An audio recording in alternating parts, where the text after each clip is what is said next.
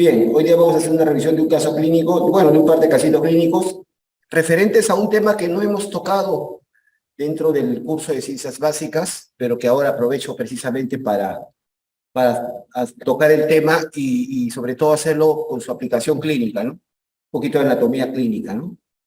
Vamos a hablar hoy día sobre irrigación arterial del sistema nervioso, ¿no? Las arterias que irrigan al sistema nervioso y, bueno, las aplicaciones clínicas que eso tiene, ¿no? Muy bien. Vamos directo al grano.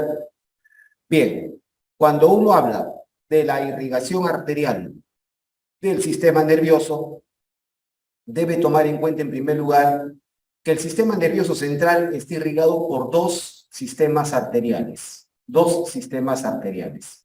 Hay un sistema arterial anterior y hay un sistema arterial posterior. ¿Correcto? El sistema arterial anterior es llamado el sistema carotidio. Carotidio, pues depende de las arterias carótidas internas, ¿no? Se va a originar por las arterias carótidas internas. Por su parte, el sistema arterial posterior se va a llamar el sistema vértebro-basilar, como está escrito ahí, vértebro-basilar, pues va a depender de las dos arterias vertebrales, las arterias vertebrales, que a su vez van a formar, las dos vertebrales se van a juntar para formar una arteria o un tronquito, el tronco basilar o la arteria basilar. ¿Correcto? Entonces, estos son los dos sistemas arteriales que van a irrigar al sistema nervioso central. El sistema anterior, el sistema carotidio, va a proveer al sistema nervioso central de las 2/3 partes del aporte sanguíneo al sistema nervioso central, es decir, a todo el sistema nervioso central, pero a su vez aporta el 80%, 4/5 partes de la irrigación al encéfalo, específicamente al cerebro sobre todo, al cerebro. Por lo tanto, desde el punto de vista del volumen, de la cantidad de sangre, desde el punto de vista cuantitativo, el sistema cerebral, el sistema arterial anterior es el más importante, porque provee la mayor cantidad de sangre, tanto al sistema nervioso central en general, como particularmente al cerebro y al encéfalo. Por su parte, el sistema vertebral posterior pues va a ser el complemento, ¿no? Va a ser el complemento, 1/3, la tercera parte del aporte sanguíneo al sistema nervioso central, pero solamente 1/5, el 20% del aporte sanguíneo al cerebro y al encéfalo, ¿correcto? Entonces, desde el punto de vista de volumen, o de cantidad de sangre, el sistema posterior provee menor cantidad de sangre. Sin embargo, desde el punto de vista funcional o clínico, este sistema es más importante, porque va a irrigar la región, como dice su nombre, posterior, va a irrigar sobre todo lo que es la parte posterior del encéfalo, el cerebelo, el tronco encefálico, donde están los centros vitales que mantienen pues las funciones viscerales, las funciones vitales. Entonces, desde el punto de vista clínico funcional, este sistema es más importante. ¿Ok? Muy bien. Empezamos con el primero, el sistema cerebral anterior o sistema carotidio. ¿Correcto? Un ratito quiero cambiar de color el lápiz. Ya, ok. Sistema cerebral anterior, carotidio, ¿verdad? Bien. El sistema cerebral anterior carotidio, como les dije, se va a originar en las arterias carótidas internas. Entonces, hay que recordar que la arteria carótida interna va a nacer, es una de las dos ramas terminales de la bifurcación de la arteria carótida común. Recordamos en el capítulo de cuello, la arteria carótida común o carótida primitiva. Tenemos una arteria carótida común derecha y, por supuesto, al otro lado, una arteria carótida común izquierda. De cada carótida común o cada carótida primitiva se va a dividir, se va a bifurcar a la altura del borde superior de la manzana de Adán, a la altura del borde superior del cartílago tiroides, de la laringe, y a la altura de la vértebra C4, ocurre la llamada bifurcación carotidia. la llamada bifurcación de la carótida común, en la cual esta arteria se va a dividir en sus dos ramas terminales. La arteria carótida interna y la arteria carótida externa. ¿Correcto? La carótida externa la vimos en el capítulo de cabeza, cuello y cabeza, ¿correcto? La carótida interna es la que va a ingresar al cráneo. Como su nombre dice, carótida interna es porque se va a introducir, va a ingresar a la cavidad craneal.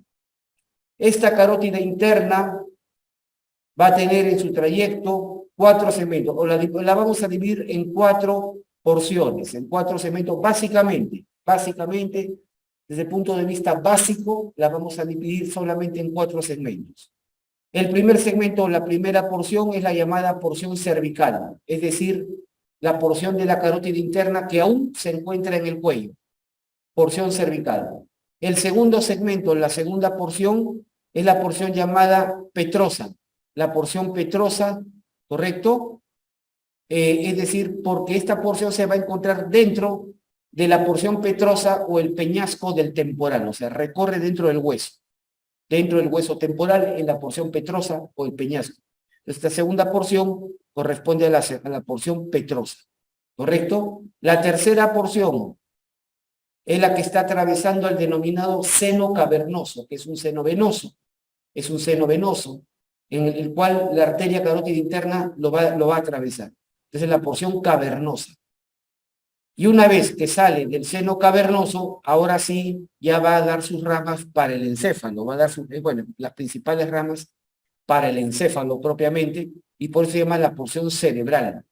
La cuarta porción viene a ser la porción cerebral. Entonces, la carótida interna nosotros la vamos a dividir en 4 segmentos, ¿no? Empezando desde abajo, el segmento cervical, el segmento petroso, el segmento cavernoso y por último el segmento cerebral o segmento craneal también le decimos a veces, ¿no?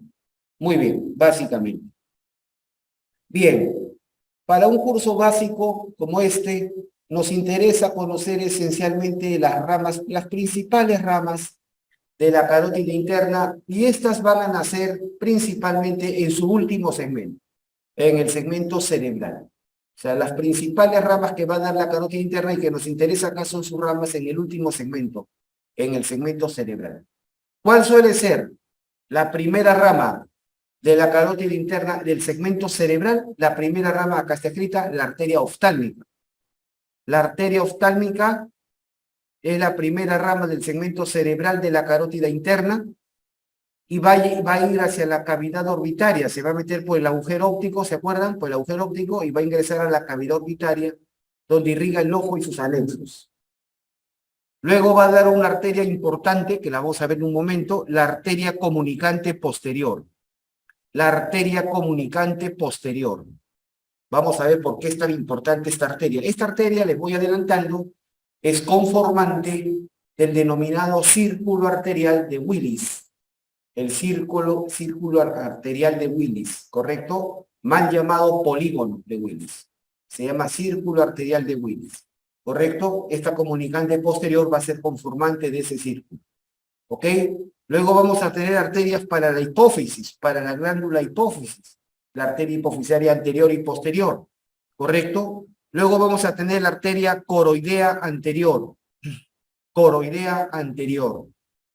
y finalmente, las que están en letra mayúscula tenemos la arteria cerebral anterior y cerebral media. ¿Por qué las pongo en mayúscula?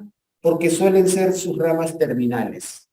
Son sus ramas terminales. Entonces, no olvidar, la primera rama, estas son ramas de la porción cerebral, de la última porción de la carótida interna.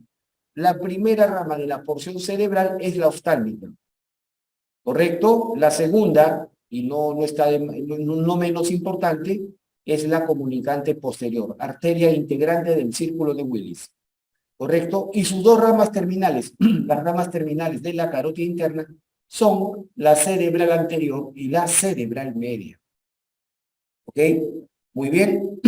Aquí estamos viendo precisamente una vista inferior, donde podemos ver acá cortadita a la porción cerebral de la carótida interna. ¿Ven?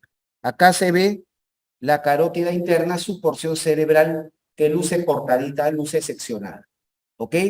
Muy bien. Y aquí estamos viendo tres de sus más importantes ramas. Tenemos aquí la que se dirige hacia atrás, es la arteria comunicante posterior. La comunicante posterior.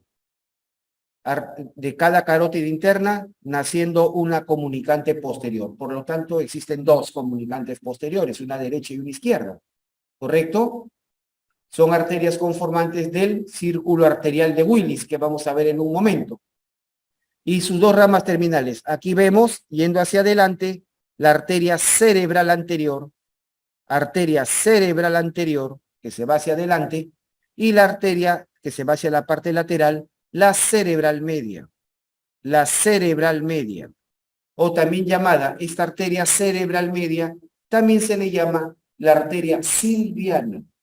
Silviana, porque como podemos apreciar, esta arteria cerebral media va a recorrer por la cisura lateral del cerebro, por la cisura de Silvio, ¿correcto? Por la cisura de Silvio. Entonces, la arteria cerebral media es la silviana, ¿correcto? Bien. Veamos acá primero a la comunicante posterior.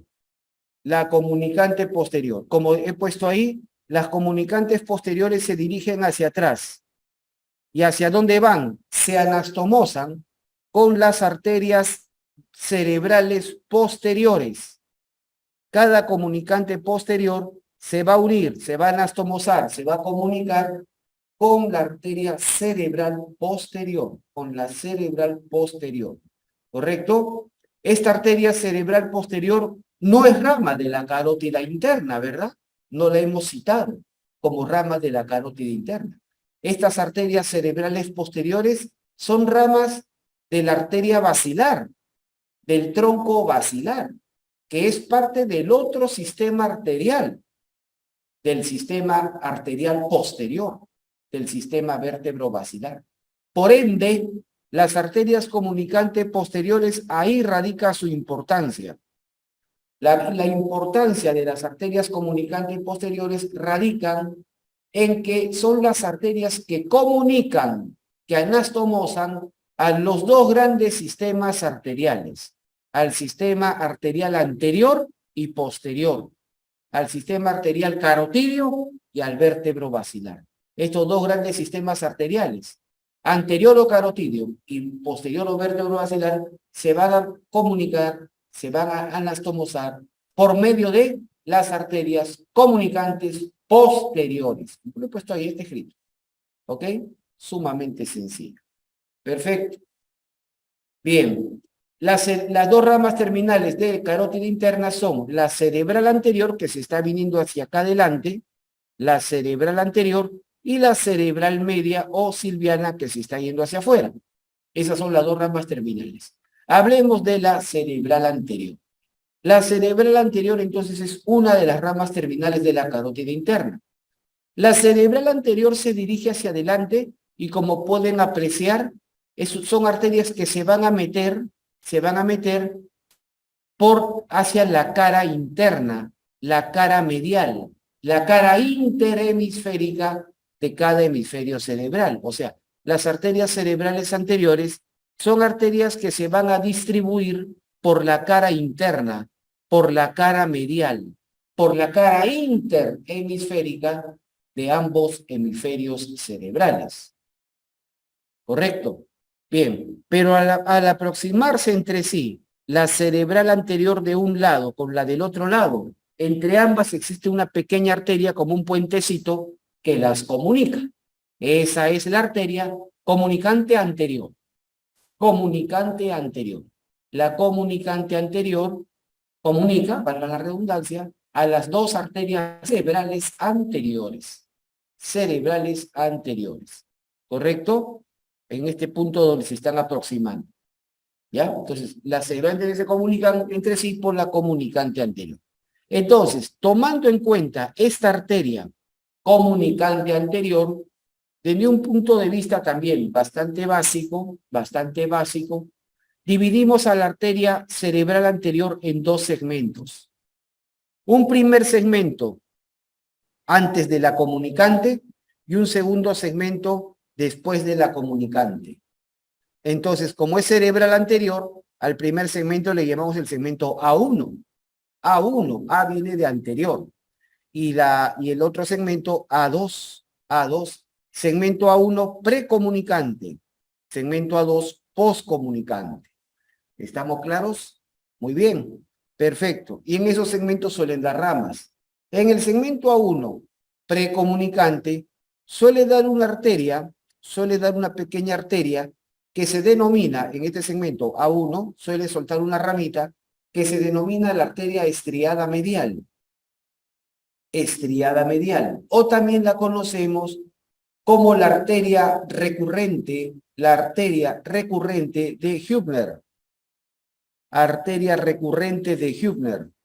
Arteria estriada medial o arteria recurrente de Hübner. Suelen nacer de la primera porción, es decir, de la porción precomunicante o segmento A1 de la cerebral anterior. ¿Correcto? Esta arteria recurrente de Hübner, o conocida también como arteria estriada medial, va a irrigar especialmente la cabeza del núcleo caudado. La cabeza del núcleo caudado, que es una estructura importante de los núcleos basales, que tiene que ver con el control de los movimientos involuntarios. ¿Correcto? La cabeza del núcleo caudado va a irrigar el brazo anterior de la cápsula interna, ¿correcto? Y también la parte anterior del globo pálido. ¿Estamos de acuerdo? Esencialmente eso, básicamente. ¿Ok? Muy bien. Luego, en el segmento A2, en el segmento postcomunicante de la cerebral anterior, esta arteria va a dar ramas que se distribuyen por la cara interna, por la cara medial, por la cara interhemisférica del hemisferio cerebral. ¿Correcto? Y acá lo vemos, aquí lo vemos. Aquí estamos viendo la cara interna, la cara medial, la cara interhemisférica del hemisferio cerebral. Estamos viendo acá, esta es la cerebral anterior. Aquí está la cerebral anterior. Su segmento A2, su segmento postcomunicante. Este segmento A2 se va a dividir frondosamente, se va a ramificar, dando ramas que se distribuyen, como ven ustedes, alrededor del cuerpo calloso, la arteria pericallosa, alrededor de la circunvolución del cíngulo, ¿correcto? Y va a irrigar todas estas regiones de acá, llegando a irrigar incluso hasta este famoso lobulillo, que lo vimos en neuroanatomía. Este es el denominado lobulillo paracentral. Lobulillo paracentral, ¿correcto? Hasta ahí, incluso a él también lo irriga, hasta acá llegan. Al lobulillo. ¿Y por qué era importante el lobulillo paracentral? Porque ahí está representada el área motora primaria y el área somatosensitiva primaria, pero para el miembro inferior contralateral. Para el miembro inferior contralateral. Es decir, este es el hemisferio cerebral derecho, ¿correcto? El hemisferio cerebral derecho, visto desde su cara interna, significa que aquí está el área motora primaria y el área somatosensitiva primaria para el miembro inferior izquierdo, o sea, el contralateral. Y si fuera el hemisferio cerebral derecho, sería para el miembro inferior derecho. ¿Estamos claros? Este es el famoso lobulillo paracentral. ¿Correcto? Por eso que cuando esta arteria cerebral anterior se infarta, se obstruye o se rompe, se puso una hemorragia, entonces puede llegar a afectar incluso acá el lobulillo paracentral y el paciente puede presentar una monoparesia, es decir, paresia es debilidad, debilidad muscular, o una monoplejía, plejía es parálisis, una monoplejía o una monoparesia del miembro inferior del lado contrario a la lesión. ¿Estamos de acuerdo? Solamente del miembro inferior. ¿Ok? Entonces, como ven ustedes, la cerebral anterior se va a distribuir especialmente en los 2/3 anteriores, de la cara medial, de la cara interna o de la cara interhemisférica del hemisferio cerebral. Sin duda alguna, entonces, es la principal arteria de la cara interna, de la cara medial, de la cara interhemisférica del hemisferio cerebral. Sumamente fácil. Entonces, esa es la cerebral anterior. ¿Ok? Muy bien. Bien, perfecto. Y la otra rama terminal de la carótida interna, ya hemos visto la cerebral anterior, la otra rama terminal y su rama más gruesa es la denominada arteria cerebral media, la cerebral media, o conocida también como arteria silviana. ¿Por qué? Porque recorre por la cisura lateral o cisura de Silvio, ¿correcto? Entonces, es la rama, como pueden apreciar a todas luces, es la rama más gruesa, de la carótida interna, ¿correcto? Muy bien. Esta arteria cerebral media avanza desde la zona más interna o medial hacia afuera, hacia la zona lateral. Avanza de medial a lateral por la fisura de Silvio, ¿correcto? Bien. Avanza por la zona de medial a lateral y cuando llega, más o menos, ¿se acuerdan ustedes? Cuando uno abre la cisura de Silvio, cuando uno abre, separa los bordes de la cisura de Silvio, al fondo, ¿qué encontraba? Al fondo encontraba el lóbulo de la ínsula, el quinto lóbulo cerebral, ¿se acuerdan? El quinto lóbulo cerebral, el lóbulo de la ínsula o la isla de Rey. Entonces, precisamente la arteria silviana o cerebral media avanza de medial a lateral y cuando llega más o menos al lóbulo de la ínsula, ¿qué hace? Se bifurca, se abre en dos. Esta cerebral media va a terminar abriéndose en dos. Es la denominada ramificación o bifurcación de la cerebral media. Y se va a dividir en dos ramas, que se llaman rama superior y rama inferior. Nada más, rama superior y rama inferior. ¿Ok? Rama superior y rama inferior. Entonces, ¿cómo dividimos a la cerebral media? También una forma bastante básica, bastante elemental para este nivel de dividir a la cerebral media es simplemente en dos segmentos. El segmento M1, M viene de cerebral media, M1, y el segmento M2. El segmento M1 es antes de la bifurcación, antes de la bifurcación. Es decir, le decimos la porción o el segmento troncular, cuando la arteria es un solo tronco. Prebifurcación, antes de la bifurcación. Y el segmento M2 ya está hablando de la bifurcación, o sea, de las dos ramas, de la rama superior y la rama inferior de la cerebral media. ¿Estamos claros? Sumamente fácil. Segmento M1, prebifurcación, segmento M2, postbifurcación, o sea, las ramas. ¿Estamos claros? Muy bien. En el segmento M1, en el segmento prebifurcación, es decir, este sería el segmento más profundo, ¿no? El segmento más interno de la cerebral media, porque la cerebral media avanza de adentro para afuera, de medial a lateral.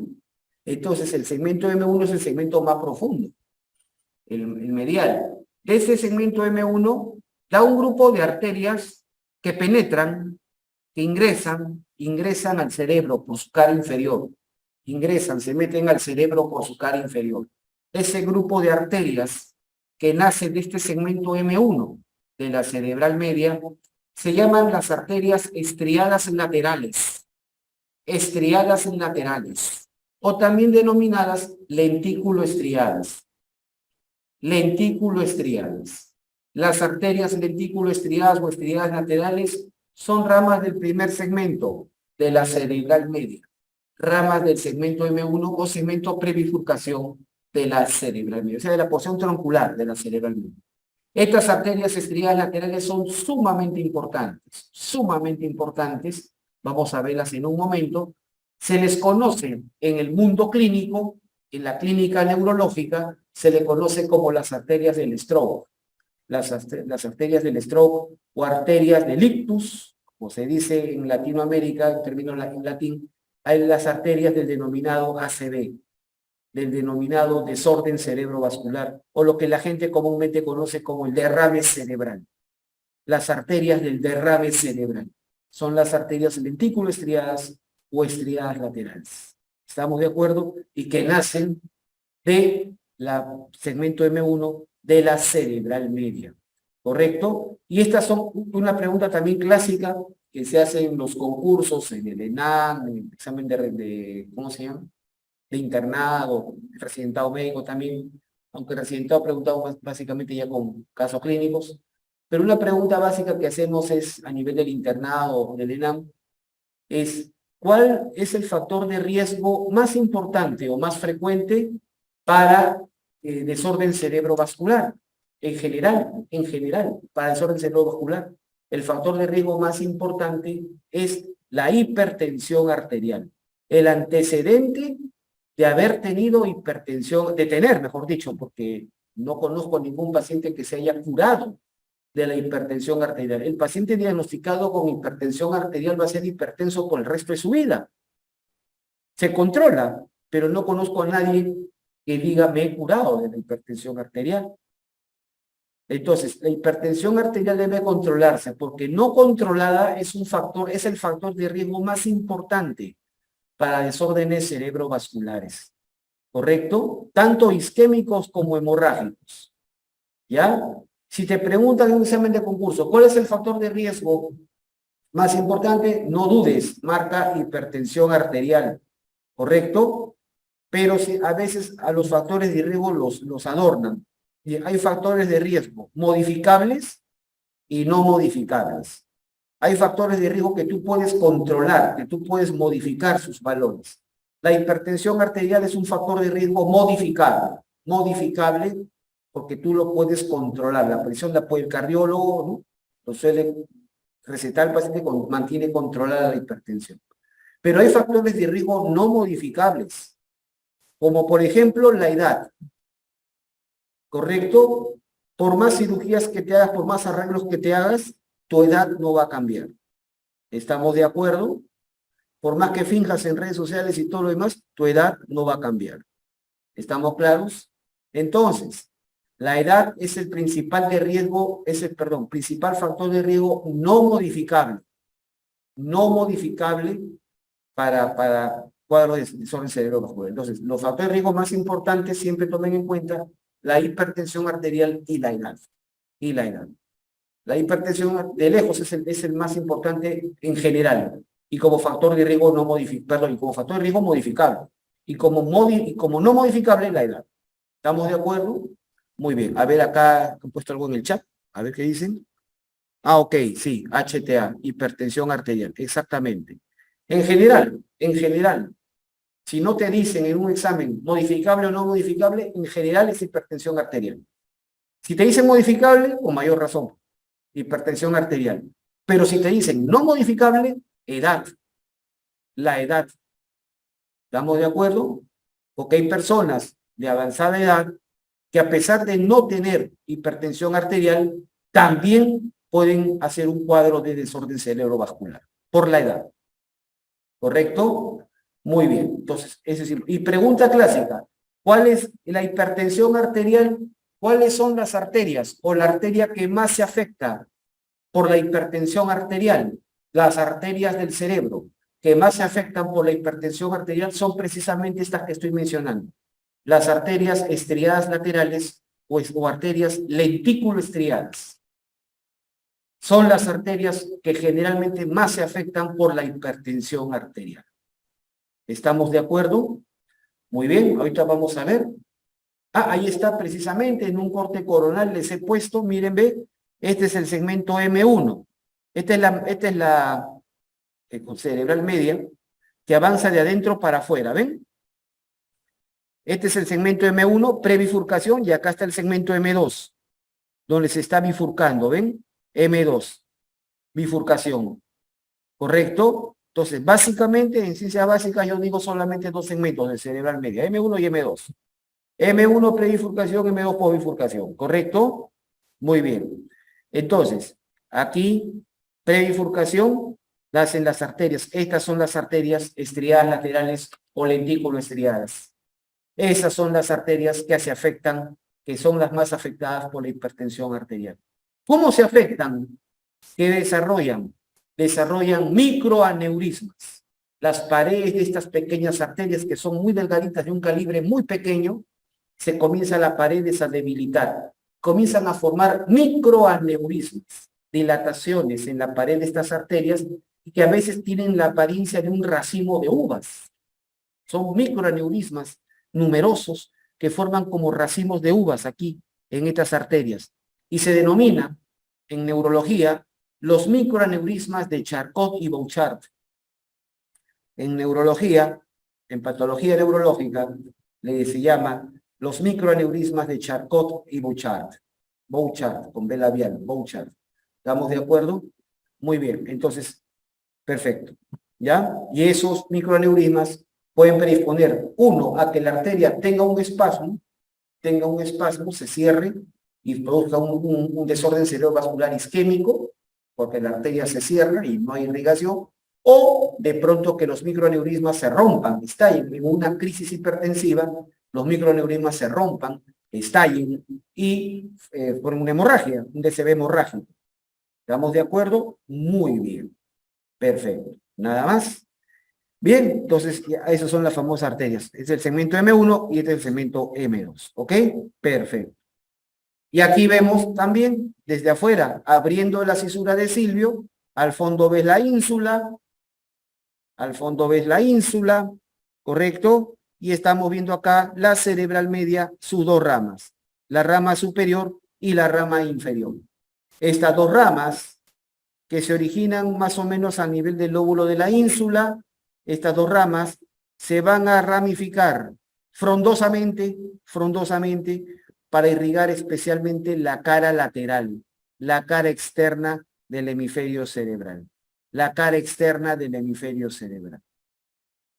Entonces, sin duda alguna, la principal arteria de la cara externa, de la superficie externa del hemisferio cerebral, es sin duda alguna la cerebral media, por medio de sus dos ramas, superior e inferior. ¿Correcto?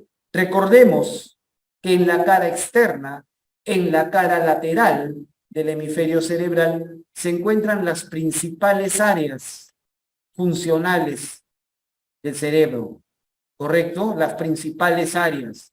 Recordemos especialmente el área motora del lenguaje, el área de Broca, ¿correcto? Que se encuentra acá, delante, esta es la circunvolución frontal inferior, ¿se acuerdan? La F3, en la porción opercular y triangular de la F3, la circunvolución frontal inferior, ¿no? Acá se encuentra el área motora del lenguaje. El área motora del lenguaje, entonces está irrigada por la rama superior de la cerebral media. De la misma manera, aquí se encuentra la circunvolución prerolándica, que estaba delante de la cisura de Rolando, delante de la cisura central. Aquí se encuentra la F4, es decir, la circunvolución prerolándica, precentral o frontal ascendente. ¿Estamos de acuerdo? La circunvolución prerolándica, precentral o frontal ascendente contiene el área motora primaria, responsable de la ejecución del movimiento voluntario, especialmente de la cara y del miembro superior, del lado contrario, del lado opuesto. Este es el hemisferio cerebral izquierdo, Por lo tanto, en esta área motora primaria, en esta circunvolución prerolándica, va a estar el control de la ejecución motora voluntaria de la cara y el miembro superior derechos. ¿Correcto? Y si me preguntan por ahí, ¿y por qué no el miembro inferior? Porque el miembro inferior estaba al otro lado, ¿se acuerdan? En el lobulillo paracentral, y que eso era territorio de la arteria cerebral anterior. ¿Estamos de acuerdo? Muy bien. Y asimismo, recuerdan ustedes, y yo quiero romper mitos con muchos que se paran equivocando, porque no leen, repiten lo que el resto dice. Aquí está el área del lenguaje sensorial. El área del lenguaje sensorial o área de Wernicke. El área del lenguaje sensorial se encuentra en el tercio posterior, de la circunvolución temporal superior. En el tercio posterior de la circunvolución temporal superior, de la T1. Y eso corresponde al área 22 de Brodmann. Ese es el área sensorial de Wernicke. ¿Correcto? No está en las áreas 39 y 40. No está en el lobulillo marginal y en el supramarginal. No. Está en el tercio posterior de la T1. Ese es el área de Wernicke. ¿Correcto? Bien. Y esa área también está irrigada por la cerebral media, pero en este caso, por la rama inferior. Por la rama inferior de la cerebral media. Entonces, fíjense ustedes, eso no pueden fallar. La cerebral media es la principal arteria entonces de la superficie externa del cerebro. ¿Correcto? Y está irrigando las dos áreas más importantes del lenguaje. El área motora de Broca, el área sensorial de Wernicke. Está irrigando también el área motora primaria, circunvolución prerolándica.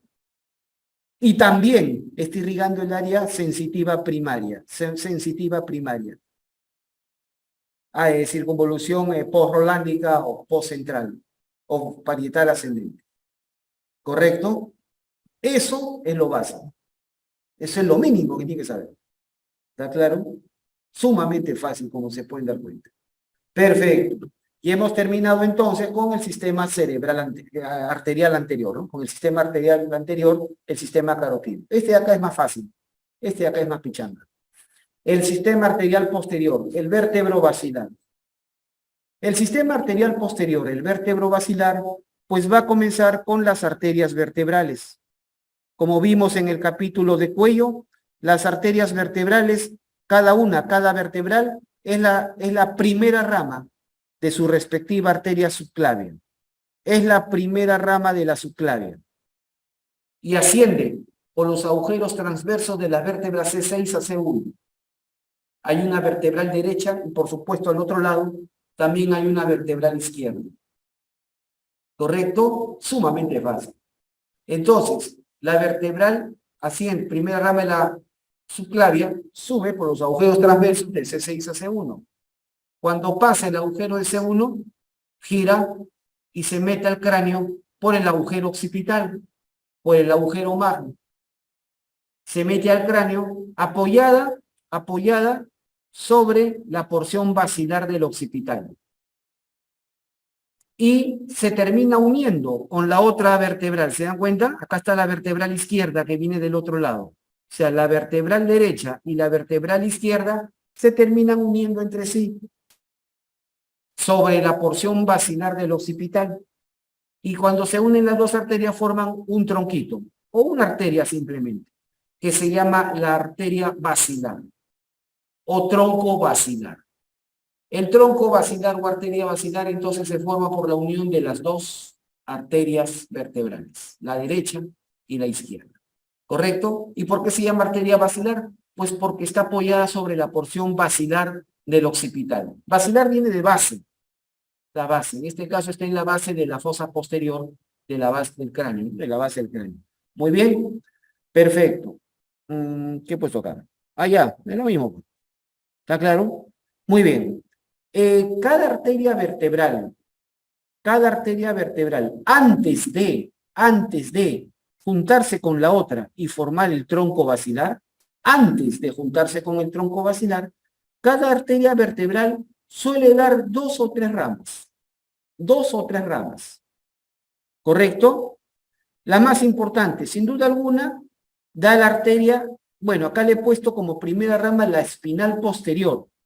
La espinal posterior puede ser rama de la vertebral, sí, sin duda, pero también suele dar la arteria cerebelosa posterior-inferior y la arteria espinal anterior. Estas dos últimas, la cerebelosa posterior-inferior y la espinal anterior, casi siempre son ramas de la vertebral.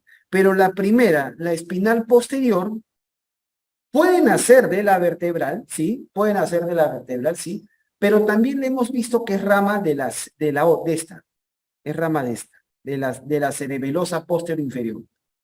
O sea, la espinal posterior puede ser rama o de la vertebral o de la cerebelosa posterior inferior. ¿Ok? Bastante simple. Y bueno, las vertebrales van a terminar juntándose para formar la arteria basilar. Aquí lo vemos. Miren ustedes acá. Las vertebrales estaban apoyadas sobre la porción basilar del occipital y se encuentran delante del bulbo, del tronco encefálico, del bulbo. Aquí está la arteria vertebral derecha y aquí está la arteria vertebral izquierda. ¿correcto? Ahí están las vertebrales. Y miren sus ramas. Aquí presentan como primera rama esta arteria. Esta es la cerebelosa posteroinferior, que en inglés la conocemos con estas siglas. PICA, posteroinferior cerebral artery. Es decir, cerebelosa posteroinferior. ¿Correcto? La cerebelosa posteroinferior.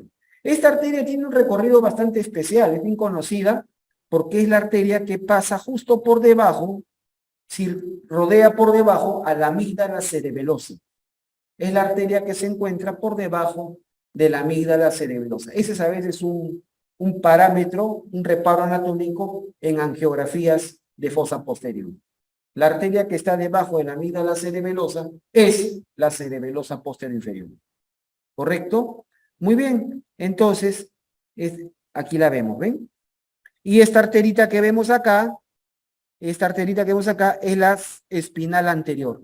Las espinales anteriores de la vertebral derecha e izquierda, las dos espinales anteriores, se fusionan, se unen, se anastomosan y forman una sola espinal anterior que baja por la cara anterior de la médula espinal. Se llama arteria espinal porque va a irrigar la médula espinal y anterior porque baja por la cara anterior de la médula espinal. Pero baja como una sola arteria. Lo que pasa es que las dos espinales anteriores, cada una de la respectiva arteria vertebral, se han anastomosado, se han unido entre sí. ¿Correcto? Y la espinal posterior puede nacer o de la vertebral o de la cerebelosa posterior inferior y esa va a bajar por la cara posterior de la médula espinal. ¿Ok? Muy bien, simple, nada más. Aquí vemos las arterias espinales. Las arterias espinales entonces van a bajar a lo largo de la médula espinal. Como les acabo de decir, miren ustedes acá en el esquema de la izquierda, esta es la médula espinal vista desde adelante, vista anterior, y el que está a la derecha es la vista posterior, es la vista posterior de la médula espinal. Como podemos apreciar, en la cara anterior de la médula espinal se ve una sola arteria bajando por el centro, Esa es la arteria espinal anterior. La arteria espinal anterior, ¿correcto? Que baja por el surco medio anterior de la médula espinal y que nace de las dos vertebrales, porque son dos espinales anteriores que se van a fusionar para formar una sola espinal anterior y que baja por el surco medio anterior de la médula. Pero por la cara posterior de la médula vemos dos arterias, las dos espinales posteriores. Estas no se unen, no se juntan en una sola arteria. Se mantienen separadas. Las espinales posteriores bajan independientemente una de la otra. Bajan por los surcos colaterales posteriores de la médula. ¿Correcto? Por los surcos colaterales posteriores. Esas son las espinales posteriores. Ya les he dicho que las espinales posteriores, cada una puede nacer o de la vertebral o de la cerebelosa posterior inferior. ¿Estamos de acuerdo? Muy bien. Ahora, estas arterias, cuando uno las ve en real, en la práctica real, son arterias sumamente delgadas, son casi del calibre de un alfiler, sumamente delgadas. Entonces, estas arterias por sí solas, por el pequeño calibre y la poca cantidad de sangre que conducen, estas arterias por sí solas no se darían abasto para irrigar toda la médula espinal, que es larga. La médula espinal más o menos mide de largo, como lo vimos, 43 a 45 centímetros de longitud. 43 a 45 ocupa los 2/3 superiores del conducto vertebral, eso ya yo les he dicho cuando hicimos médula espinal, ¿correcto? Entonces, estas arterias son muy delgadas, por sí solas no podrían alcanzar toda la longitud de la médula espinal, se acabarían antes. Por esa razón es que existen un grupo de arterias, como ven ustedes aquí a los costados, un grupo de arterias que van a brindar un aporte para que estas arterias espinales puedan llegar hasta abajo de la médula espinal. Este es el único caso en la anatomía humana, el único caso en que hay arterias que se comportan como aportantes, el único caso donde hay arterias que se comportan como tributarias, como si fueran afluentes, ¿correcto? Lo cual ocurre generalmente en las venas del cuerpo humano, lo cual hemos visto en venas. En las venas es donde hay tributarias, afluentes, ¿no? Aportantes. Usualmente eso no se ve en arterias, sin embargo, esta es la excepción. Es el único caso a lo largo de la médula espinal donde vemos arterias que se comportan como tributarias para que las arterias espinales puedan llegar hasta abajo de la médula espinal. ¿Ok? Espero que se me haya entendido eso. Entonces, ¿de dónde provienen estas arterias que van a aportar a las arterias espinales? Son arterias que vienen trepando por los nervios raquídeos. Vienen por los nervios raquídeos y por las raíces, por la raíz anterior y por la raíz posterior. De allí que le pusimos el nombre de arterias radiculares. Arterias radiculares, raíz, son arterias que vienen por las raíces, arterias radiculares y que van a llegar a unirse con las espinales, con la espinal anterior y las espinales posteriores. ¿De dónde vienen estas arterias radiculares? Eso va a depender de qué segmento de la médula estemos hablando. Ahí lo he puesto abajo. Las arterias radiculares a nivel cervical vienen principalmente de las arterias vertebrales. Ahí está. A nivel torácico viene de las intercostales posteriores. A nivel lumbar viene de las arterias lumbares. Y a nivel de la caudequina, de las arterias sacras laterales. ¿Ok? Entonces son arterias. Las famosas arterias de la caudequina, ¿de dónde nacen? De las sacras laterales. Que como ustedes recuerdan, las sacras laterales son ramas del tronco posterior, sí, de la hipogástrica, de la ilíaca interna. ¿Ok? Perfecto. Que lo vimos en pelvis. Muy bien, muy sencillo. Nada más. Perfecto. Aquí está entonces. Una vez que la vertebral derecha e izquierda se juntan, van a formar la arteria basilar. La arteria basilar, ahí lo vemos. La arteria o tronco basilar suele encontrarse delante de la protuberancia. Delante de la protuberancia o puente. ¿Correcto? El tronco basilar nace por la unión de las dos arterias vertebrales. Nace por la unión de las dos arterias vertebrales. ¿Ok? Entonces, perfecto. Nace por la unión de las dos arterias vertebrales. Bien, y va a subir, va a tener un trayecto ascendente. ¿Qué ramas da en su camino? ¿Cuáles son las ramas del tronco basilar? En orden. Las primeras ramas que suele dar el tronco basilar son estas arteritas que vemos acá. Las arterias cerebelosas antero-inferiores. Cerebelosas antero-inferiores. ¿Correcto? Hace un rato mencioné las cerebelosas postero-inferiores, que son ramas de la vertebral. En cambio, las cerebelosas antero-inferiores son ramas del tronco basilar. Son las primeras ramas, suelen ser las primeras ramas de la arteria basilar. Luego vamos a tener una arteria un poquito más fina que está encima, que es la arteria auditiva interna.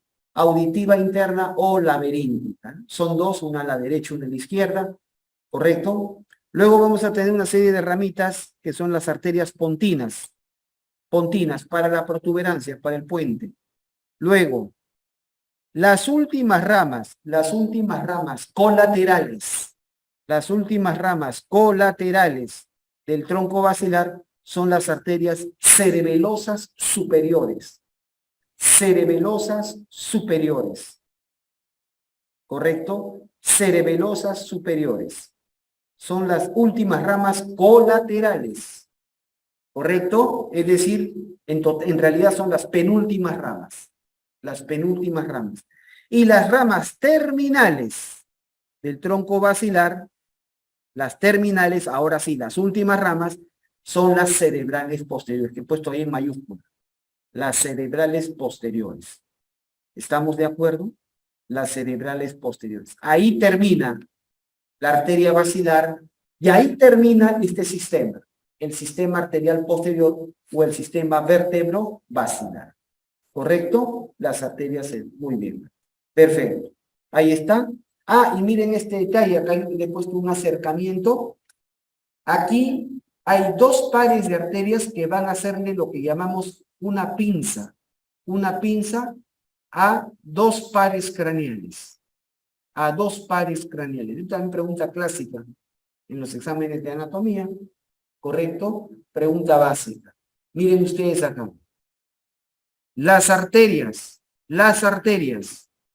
cerebelosa anteroinferior, por abajo, y la auditiva interna o laberíntica por arriba, le hacen una pinza vascular al sexto nervio craneal. Al sexto nervio craneal. ¿Correcto? Las arterias cerebelosa anteroinferior y laberíntica o auditiva interna le hacen una pinza vascular al sexto nervio craneal. Por su parte, aquí más arriba, las arterias cerebelosa superior y la cerebral posterior, también le hacen una pinza vascular, pero esta vez al tercer nervio craneal. Al tercer nervio craneal. Todos ya sabemos que este es el sexto nervio y todos ya sabemos que este es el tercer nervio. ¿Ok? Entonces, muy claro. Muy bien. Perfecto. Fundamental. Bien. Y las arterias cerebelosas, que sabemos, el cerebelo está irrigado por tres pares de arterias. Tres pares de arterias. A cada lado tenemos la cerebelosa posteroinferior, que nace de la vertebral. La cerebelosa anteroinferior, que nace de la basilar. Y la cerebelosa superior, que también nace de la basilar. O sea, la cerebelosa postinferior, esta es la que nace de la vertebral. Las otras dos nacen de la basilar. ¿Estamos de acuerdo? Muy sencillo, claramente. ¿Cuál es la arteria que está por debajo de las amígdalas cerebelosas? Pues la cerebelosa posterior-inferior. ¿Cuál es la arteria, la cerebelosa, que irriga la cara superior del cerebelo? Será la cerebelosa superior. Muy fácil. ¿Correcto? Simple. Bien, y la arteria cerebral posterior. La arteria cerebral posterior es la rama terminal del tronco basilar y la rama con la que termina el sistema arterial posterior. Igual, miren, esta arteria cerebral posterior se va a unir, se va a anastomosar, ¿se acuerdan? Con la arteria comunicante posterior, que venía de la carótida interna, ¿se acuerdan? De la carótida interna. Las comunicantes posteriores que vienen de las carótidas internas se anastomosan con la respectiva cerebral posterior. Entonces, de esa manera, también divido a la cerebral posterior, a cada cerebral posterior, en dos segmentos. Un primer segmento, P1, P viene de posterior, P1, precomunicante y P2, poscomunicante. ¿Correcto? O sea, antes de la unión con la comunicante posterior y después de la unión, P1 y P2. ¿Correcto? Del segmento P1, es decir, de la primera porción de la cerebral posterior, suelen hacer una arteria que es la coroidea posteromedial. La arteria coroidea posteromedial que va a irrigar, bueno, pues el plexo coroideo de los ventrículos laterales, pero especialmente el tálamo, que es el componente principal del diencéfalo. ¿Ok? Bien. Y del segmento P2, de esta porción postcomunicante, se va a distribuir por el tercio posterior del hemisferio cerebral, especialmente los lóbulos occipitales. Los lóbulos occipitales. Aquí la vemos. Esta es la cerebral posterior. Esta es la cerebral posterior, ¿correcto? Su segmento P2, postcomunicante, y se va a distribuir sobre el lóbulo occipital acá. Tercio posterior de la cara medial del hemisferio. Acá están las áreas visuales. ¿Se acuerdan? Las áreas visuales. También irriga la cara inferior del lóbulo temporal. La cara inferior del lóbulo temporal. Y a este nivel, aquí se encuentra la famosa circunvolución del hipocampo. la circunvolución del hipocampo, que es una estructura que tiene que ver con la memoria reciente, con la adquisición de nuevos datos, ¿correcto? La circunvolución del hipocampo. Entonces también está irrigado por la cerebral posterior. ¿Ok? Muy bien, perfecto. Entonces ya en resumen, vamos a ver los territorios de las tres grandes arterias cerebrales que van a irrigar pues obviamente al cerebro. Ahí tenemos. Visto desde afuera, vemos en la parte superior, eso es territorio de la arteria cerebral anterior. La principal arteria de la cara externa, la cerebral media. ¿Correcto? Y en la parte más atrás, la cerebral posterior. No olvidemos que a este nivel se encuentran especialmente el área del lenguaje motor. ¿Se acuerdan? El área motora del lenguaje, el área de Broca. No olvidemos que acá está la circunvolución prerolándica, área motora primaria, para la cara y el miembro superior, del lado contrario. En la circunvolución postrolándica, el área sensitiva primaria, también para cara y miembro superior, del lado contrario. Y que en el tercio posterior de la T1, en el tercio posterior de la circunvolución temporal superior, está el área sensorial del lenguaje, el área de Wernicke.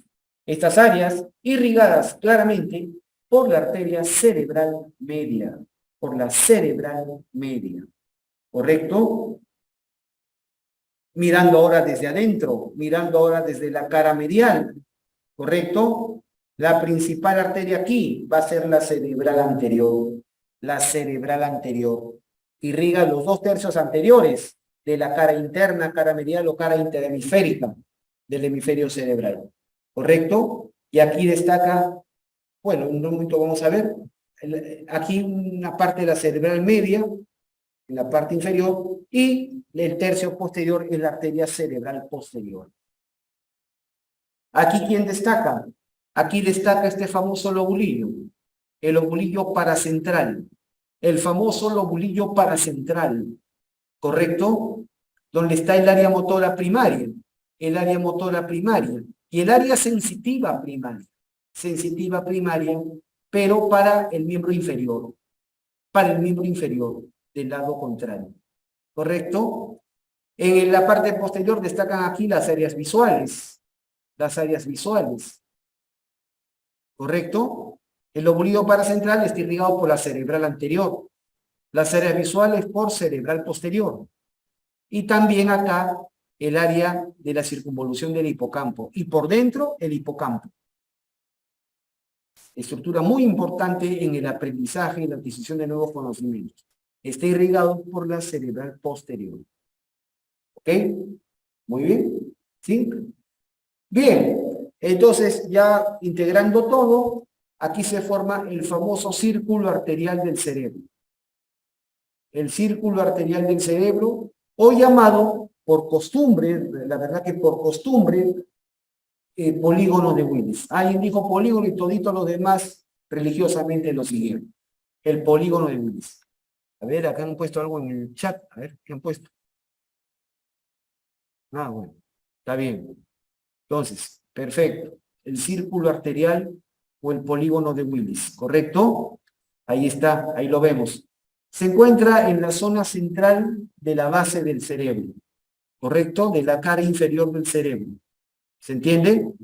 La importancia de este polígono, de este círculo, radica en que va a comunicar a los dos grandes sistemas arteriales, tanto al sistema arterial anterior como al sistema arterial posterior. Esa es la importancia que tiene, ¿correcto? Y una pregunta pues, clásica de clásicas, ¿no? ¿Qué arterias forman el círculo de Willis, el polígono de Willis? Perfecto, ahí están, ahí están. Los van a formar las arterias cerebrales anteriores, la comunicante anterior, que une a las dos cerebrales anteriores, las comunicantes posteriores y las cerebrales posteriores. Así se forma el famoso polígono de Willis, ¿correcto? Las cerebrales anteriores, la comunicante anterior, las comunicantes posteriores y las cerebrales posteriores. No olvidemos que las cerebrales posteriores son las ramas del sistema posterior, del sistema vertebrovascular. Entonces, las arterias, claro, uno dice el polígono de Willis o el círculo de Willis une a los dos sistemas, pero específicamente, ¿cuáles son las arterias que comunican a los dos sistemas? Las comunicantes posteriores. Estas son las que están comunicando al sistema carotídeo con el sistema vertebrovascular. ¿Ok? Muy bien, aquí lo tenemos más amplio. Ahí están las cerebrales anteriores, ahí está la comunicante anterior, aquí están las cerebrales, perdón, las comunicantes posteriores y aquí las cerebrales posteriores. ¿Estamos de acuerdo? Muy bien, aquí vemos, esta viene a ser la carótida interna, ¿no? Y hacia afuera, esta es la cerebral media, ¿no? Pero estas están cruzando, no están formando, no forman los lados del círculo o del polígono, ¿correcto? Muy bien. Bien, algunas consideraciones funcionales que seguramente han visto en fisiología cerebral, la parte de irrigación, para que nunca se olviden. El encéfalo, ¿correcto? Pesa alrededor del 2% del peso corporal. Es muy sencillo. Recordemos más o menos una persona de 70 kilos, ¿cuánto es el 1%? El 1%, o sea, 70 entre 100 sería 0.7, o sea, 700 gramos. Eso es el 1%, ¿verdad? 1%, la centésima parte, pues 70 entre 100, 1% es 0.7. De 70, 1% de 70 es 0.7, o sea, 700 gramos. Pero acá me dice que es 2, allá, por 2, 700 por 2, 1400 gramos. Claro, 1400 gramos más o menos es el peso del cerebro, ¿correcto? Agrégale 140 gramos más que pesa el cerebelo. Y el tronco encefálico que pesará pues 40 gramos, ¿correcto? Entonces, por ahí va. Entonces, 2% del peso corporal. Sin embargo, es un órgano que pesa muy pequeño, pero consume el 15% del gasto cardíaco. Consume el 20% del oxígeno total disponible. Se agarra la quinta parte de todo el oxígeno que circula por la sangre. O sea, pesa 2%, pero agarra el 20%, o sea, come como si pesara 10 veces más. ¿Me dejo entender? Come como si pesara 10 veces más, ¿correcto? Y consume el 25% de la glucosa disponible, ¿correcto? Eso sí, dicho sea de paso, las neuronas consumen única y exclusivamente glucosa. No consumen ningún otro derivado de carbohidratos. Glucosa o nada. ¿Sí de claro? ¿Se entiende? Muy bien. El flujo sanguíneo cerebral total en promedio es 750 mililitros por minuto, ¿correcto? Y el volumen sanguíneo intracraneal total es de 100 a 150 mililitros en cualquier momento. Es decir, eso se debe mantener constante. ¿Ok? Muy bien. El flujo sanguíneo cerebral medio es 55 mililitros por cada 100 gramos por cada minuto, ¿no? Que llega al cerebro. Y de la sustancia gris consume el 75 a 90 mililitros por cada 100 gramos. ¿Ok? Y la sustancia blanca 25. O sea, la sustancia gris consume más, porque ahí están los somas, ahí están los cuerpos neuronales. ¿Ok? Y las regiones del cerebro más sensibles a la falta de oxígeno, eso es importante. Las regiones del cerebro más sensibles a la falta de oxígeno, el hipocampo, a la cabeza. El hipocampo. Por esa razón que una persona cuando tiene un stroke o tiene una falla en la irrigación, automáticamente, ¡pum!, cae desmayado. Cae pérdida de conocimiento. Y luego se despierta y no recuerda nada. No recuerda nada porque el hipocampo ha fallado. ¿Me dejo entender? La corteza cerebral y la corteza cerebelosa. ¿Ok? Muy bien. Perfecto. ¿No? El flujo sanguíneo cerebral, y es lo mismo, ¿no? He dicho lo mismo ahí. ¿Correcto? Bien, allá. Si el flujo sanguíneo cerebral disminuye a menos de 30 a 25 mililitros por cada 100 gramos de tu cerebro, se produce isquemia. Isquemia. Y si se reduce a menos de 20, se produce infarto. La isquemia es algo así como un mecanismo de adaptación. La neurona baja dramáticamente todo su metabolismo tratando de protegerse ante la falta de oxígeno. Esa es la isquemia, pero la isquemia no va a durar toda la vida, ni no va a durar mucho. Cuando un paciente está en isquemia cerebral, métanse ustedes en la cabeza que la isquemia todavía esas neuronas se pueden recuperar, pero tienes que actuar rápido. Esas neuronas no te van a esperar mucho. ¿Estamos de acuerdo? Tienes que actuar rápido. Entonces, la isquemia es un mecanismo de adaptación y puede llegar a ser reversible mientras más temprano actúes. Pero cuando ya llega el infarto ya es la muerte de la célula, es la muerte neuronal. Ya eso es irreversible. ¿Estamos de acuerdo? Bien, las neuronas dependen considerablemente, sin duda alguna, del metabolismo aerobio, o sea, son oxígeno dependientes, sin duda alguna. ¿Estamos de acuerdo? Cuando el encéfalo es privado de oxígeno, a los 20 segundos entra en un estado de inconsciencia, ¿no? Pierde el conocimiento, ¿no? Y a los 4 o 5 minutos puede ser irreversible, ¿ok? Bien, chicos. Perfecto. Bien, entonces, a ver, revisemos este casito clínico y un par de casitos para aplicar lo que hemos hecho. Están ahí en el chat, ¿se me entiende? No sé si tuvieran alguna pregunta respecto a lo que hemos revisado, tuvieran alguna pregunta, alguna duda. A ver, ¿me escuchan en el chat? ¿Aló, aló? ¿Están por ahí o no? Pues me gustaría que hubiera mayor participación en estos casitos clínicos, ¿no? Ah, ya, sí, hay señales de vida. Está bien. Ya, entonces, a ver, quisiera que por favor participen. A ver, sería importante tomar en cuenta estos puntos. ¿Ok? Bien, a ver. No. Bien, a ver, empezamos. Paciente varón de 70 años. Estamos hablando de un adulto mayor, ¿no? ¿Dónde está la...? Voy a cambiarle el color del lápiz. Ya. Estamos hablando de un adulto mayor, ¿no? 70 años de edad, ¿correcto? Llega al servicio de emergencia a las 11 de la mañana, ¿no? Traído por sus familiares, ¿no? Los cuales refieren que mientras miraba televisión, súbitamente presenta dolor de cabeza intenso y pierde el conocimiento por unos minutos, ¿no? Al despertar, ¿no?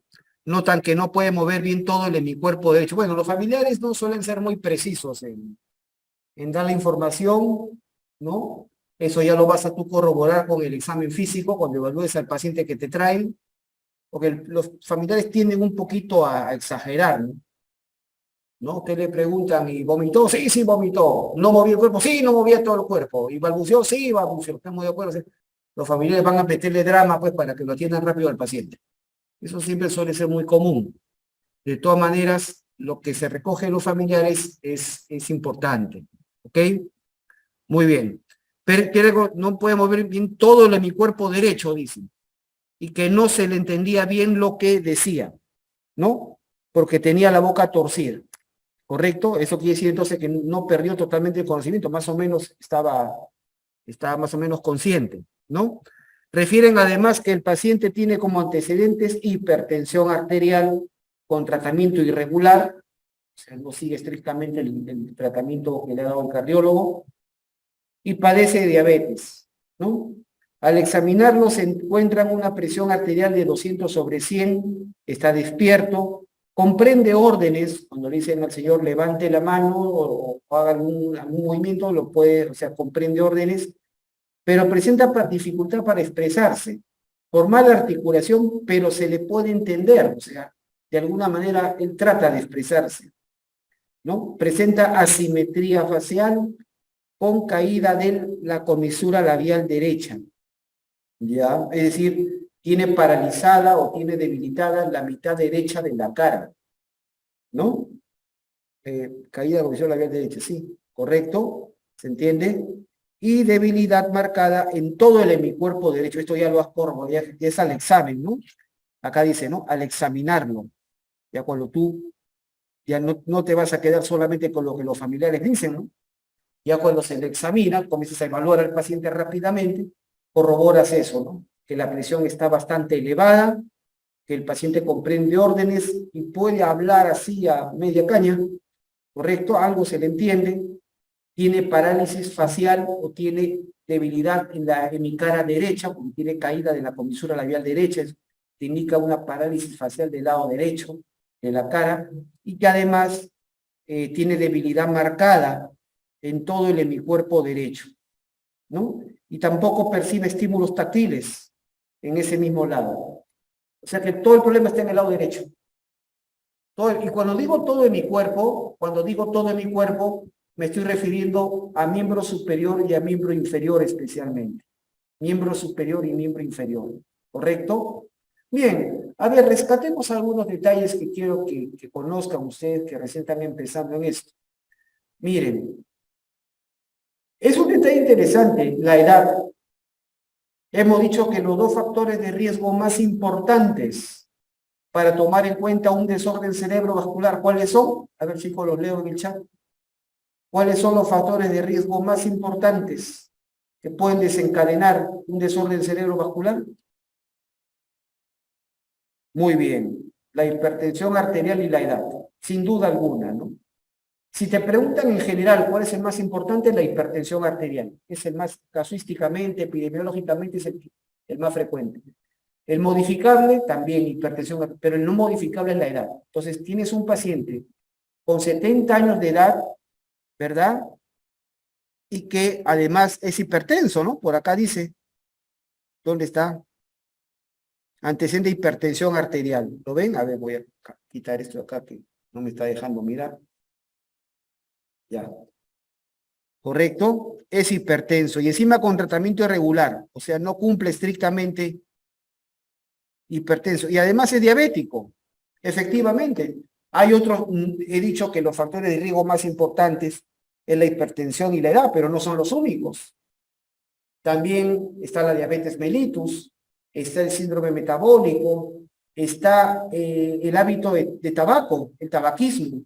Pacientes que fuman también tienen un factor de riesgo importante, ¿correcto? El tabaquismo, la diabetes, el síndrome metabólico, la obesidad, todos estos son factores de riesgo que de alguna manera contribuyen. Pero a la cabeza sin duda está la hipertensión arterial. Entonces, si es un paciente con edad de 70 años y con factores de riesgo que sin duda los van a llevar a este problema. ¿Ok? Otro detalle importante que he puesto en el caso clínico es la hora. Es la hora. 11 de la mañana, más o menos estas horas, ¿no? 11 de la mañana. Es un detalle importante. La mayor cantidad de infartos cardíacos y la mayor cantidad de desórdenes cerebrovasculares se dan entre las 10 de la mañana y las 2 de la tarde. Es muy común en emergencia ver eso. Es más raro verlos en la noche. Es más raro verlos en la noche. Puede ser, sin duda, pero en las emergencias, más que todo, la mayor cantidad de pacientes con infartos al corazón o con desórdenes cerebrovasculares son pacientes que llegan más o menos entre 10 de la mañana y 1 a 2 de la tarde. ¿Esto a qué se debe? Se debe sobre todo al ritmo circadiano de las descargas adrenérgicas. Es decir, la mayor descarga adrenérgica, la mayor adrenalina o no adrenalina en el cuerpo se da entre esas horas. Y eso también puede ser un factor detonante. ¿Ok? Por eso la hora nunca está de más. ¿Está claro? Muy bien. Bien, el paciente está inicialmente tranquilo y de pronto siente un intenso dolor de cabeza y cae desplomado, ¿no? Una vez que lo trae a emergencia, lo examinan y claro, sin duda se corrobora, pues ya objetivamente, se corrobora que está pasando por una crisis de hipertensión arterial. Sin embargo, luce despierto, ¿no? Luce despierto, comprende órdenes, esto es importante, lo cual cuando te dicen que el paciente comprende órdenes, significa entonces que no tiene afectada, ¿qué área? ¿Qué área del cerebro no está afectada cuando te dicen que el paciente comprende órdenes? A ver, ¿dónde está esto? Claro. ¿No? Aquí está. A ver, los leo en el chat. ¿Qué área del cerebro no está indemne? Funciona. El área de Wernicke, ¿verdad? El área de Wernicke. O sea, no hay daño en el área cuando está funcionando bien. Asimismo, el paciente al inicio, cuando tú lo evalúas, te dice que tiene dificultad para expresarse, no puede expresarse bien. Sin embargo, el paciente más o menos sí se le entiende, o sea, no necesariamente tiene una afasia motora tampoco, porque si tuviera una afasia motora, el paciente solo habla monosílabos o hace ruidos raros, pero no se le entiende nada. Pero puede que un paciente que ha pasado por este problema también esté obnubilado, está medio mareado y habla, pues, pero habla mal, sin mucha articulación, pero por lo menos sí se le entiende. Entonces, el hecho que se le entienda al hablar significa que tampoco tiene lesionado el área motora. O sea, las áreas del lenguaje, las áreas motora del lenguaje, el área de Broca y el área de Wernicke, están en buenas condiciones, no están afectadas. Con esto, cuando yo evalúo en un paciente cómo están las áreas del lenguaje, si comprende órdenes y puede expresarse, mal o bien, pero puede expresarse, con esto yo descarto que la lesión, ¿dónde no debe estar? ¿Dónde estaban estas áreas del lenguaje? ¿En qué cara del cerebro están estas áreas del lenguaje? A ver, los leo. ¿En qué cara del cerebro están estas áreas del lenguaje? ¿En qué superficie? ¿Interna, medial? Las áreas del cerebro, las áreas del lenguaje están en la cara interna. No, ¿en qué cara del cerebro están las áreas del lenguaje? En la cara externa, en la cara lateral del cerebro, ¿verdad? En la cara lateral del cerebro, en la superficie externa del cerebro. Ahí están las áreas del lenguaje. Y especialmente en el hemisferio izquierdo, ¿correcto? Entonces, las áreas del lenguaje están en la cara externa, chicos, lo hemos visto. ¿Ok? Entonces, cuando yo percibo que el paciente tiene funcionando sus áreas del lenguaje, o sea, no tiene afasia, no tiene alteración del área, no está afectada, significa entonces que la lesión no está en la cara externa del cerebro. ¿Me dejo entender? No está. El paciente funciona su área de Wernicke, funciona su área de Broca. Entonces la lesión no está en la cara externa del cerebro. Pregunta, ¿estará en la otra cara, en la cara interna? ¿O estará dentro del cerebro? Porque también puede ser una lesión interna del cerebro. ¿Me dejo entender? Intraparenquimal. Vamos a verlo, pero en la cara externa no está. ¿Qué más presenta el paciente? El paciente presenta, dice, una debilidad marcada en todo el hemicuerpo derecho. Esto es importante. Algunos términos neurológicos que quiero que conozcan. Por ejemplo, el término paresia. Paresia, ¿qué significa? Debilidad. Debilidad.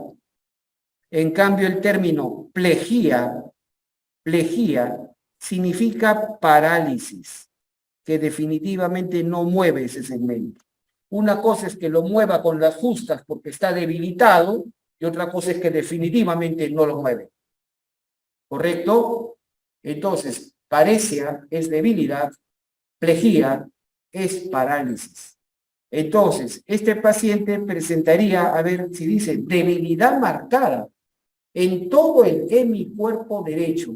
¿Eso cómo se llamaría? ¿Hemiparesia o hemiplejía? ¿Cómo se llamaría? A ver, lo leo. Claro. A ver, los leo en el chat. Es una hemiparesia. Es una hemiparesia. O sea, no es que no mueva, no es que haya quedado muerto en la mitad del cuerpo, sino que lo mueve con mucha dificultad. Está francamente debilitado. Es una hemiparesia, no es una hemiplejía. En una hemiplejía definitivamente no mueve la mitad del cuerpo.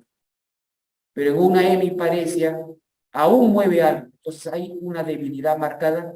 Y están diciendo el hemicuerpo derecho. Cuando he dicho hemicuerpo derecho, ¿a qué me refiero? Me refiero al miembro superior y al miembro inferior. ¿Correcto? Tanto, o sea, no mueve ni el miembro superior ni el miembro inferior derecho. Muy bien. Pues tiene una hemiparesia, en tanto en el miembro superior como en el miembro inferior derecho. ¿Qué más tiene el paciente? El paciente además tiene, claramente, ¿qué cosa dice acá? Una asimetría facial con caída de la comisura labial derecha. ¿Qué significa entonces? Que tiene una paresia, una debilidad de la hemicara derecha. Tiene debilitada la mitad derecha de la cara. Entonces, este paciente, si tú quisieras de repente hacer un gráfico, que hacemos a veces en emergencias en neurología, dibujas una persona, muy sencillo, dibujas una persona, correcto, un paciente, así, a ver, no soy muy bueno dibujando, pero, hoy, no veo, allá.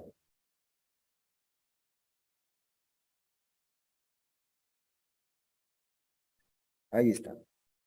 Perfecto. Ya. Bueno, sí, ya. Dibujas una personita. Entonces, ¿qué partes del cuerpo están afectadas?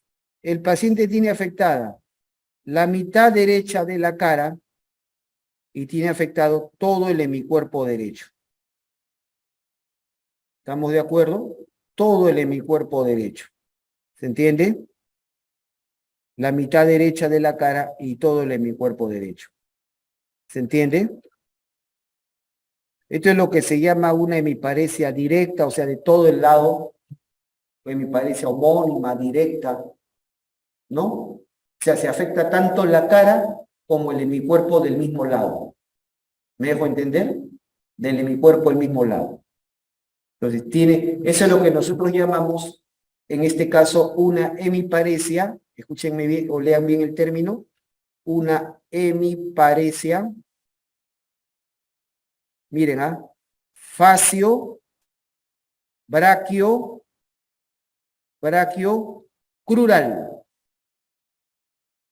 derecha. ¿Qué significa facio, braquio, crural? Facio, cara, braquio, miembro superior, crural, miembro inferior. Ese es el término neurológico que se usa. Una hemiparesia facio, braquio, crural. Derecha. ¿Correcto? Algunos incluso agregan el término homónima. Homónima significa que tanto la cara como el hemicuerpo son del mismo lado. Porque, como un paréntesis les digo, hay otros casos de pacientes donde está paralizada la mitad de la cara, por ejemplo, izquierda, y la mitad del cuerpo derecho. Eso se llaman hemiparesias heterónimas o alternas. Ahí la lesión está en el tronco cerebral. Es otra zona. ¿Me dejo entender? En cambio, estas son las hemiparesias homónimas. Cara y hemicuerpo del mismo lado. En este caso, facio brachiocrural, es decir, facio, cara, braquio, miembro superior, crural, se afecta toda la mitad derecha del cuerpo. ¿Quedó claro? Muy bien. Entonces, eso es lo que presenta, ¿no? La primera pregunta dice ahí, ¿qué manifestaciones clínicas presentan? Bueno, pues de arranque presenta una crisis de hipertensión arterial. Está en 200 sobre 100. Está en 200 sobre 100. Presenta una crisis de hipertensión arterial. Es lo primero que está presentando. Una crisis hipertensiva. ¿Qué más presenta? Presenta una paresia facial derecha. Una paresia facial derecha. ¿Qué más presenta? Una hemiparesia. Una hemiparesia, es decir, debilidad de todo, una hemiparesia derecha, es decir, una debilidad del hemicuerpo derecho. Si juntas todo eso, se llama una hemiparesia facio-brachiocrural derecha. ¿Estamos claros? ¿Se entiende? Y además dicen de Yapa tiene alteración de estímulos táctiles. Ya. Perfecto. Miren, les cuento. Otro término que quiero que conozcan. Otro término que quiero que conozcan. El término, ahora vamos a la parte sensitiva. El término estesia, ¿qué significa? Sensibilidad. Estesia significa sensibilidad. Todas las formas de sensibilidad. Estesia significa sensibilidad. En cambio, algesia significa dolor, específicamente dolor. ¿Correcto? Entonces, cuando un paciente tiene alteración de la percepción sensitiva, nosotros podemos decir, por ejemplo, si un paciente tiene disminución de la sensibilidad, disminución de la percepción a todas las formas de sensibilidad, ¿correcto? Eso se llama hipoestesia. Cuando tiene una disminución de la percepción de todas las formas de sensibilidad. Cuando tiene disminución. Y cuando tiene pérdida total, cuando tiene pérdida, no siente absolutamente nada, eso se llama anestesia. Anestesia. Sin sensibilidad. Anestesia, sin sensibilidad. ¿Me dejo entender? Anestesia. No estoy hablando acá, sin duda alguna, pues, de la anestesia inducida por fármacos, que se hace para una cirugía, no una anestesia farmacológica, que se hace para un acto quirúrgico. No estoy hablando de eso, estoy hablando acá de lesiones neurológicas. Hay alteraciones que producen anestesia en zonas del cuerpo, pérdida de toda la sensibilidad. Eso se llama anestesia. Si no es pérdida total, sino disminución, se dice hipoestesia. Pero eso es cuando estamos hablando de todas las formas de sensibilidad. O sea, no percibe dolor, tacto, temperatura, presión, no percibe nada. ¿Me dejo entender? Eso sería anestesia. En cambio, si no percibe solamente dolor, si tiene alteración de la percepción solamente al dolor, no siente el dolor, eso se llama analgesia. Por ejemplo, si tiene disminución de la percepción dolorosa, se llama hipoalgesia. Y si tiene pérdida total de la sensibilidad dolorosa, se dice analgesia. Analgesia. Entonces, analgesia es la pérdida total de la percepción dolorosa. Solamente dolorosa, pero sí percibe, por ejemplo, tacto, sí percibe temperatura, las otras sensibilidades no están afectadas.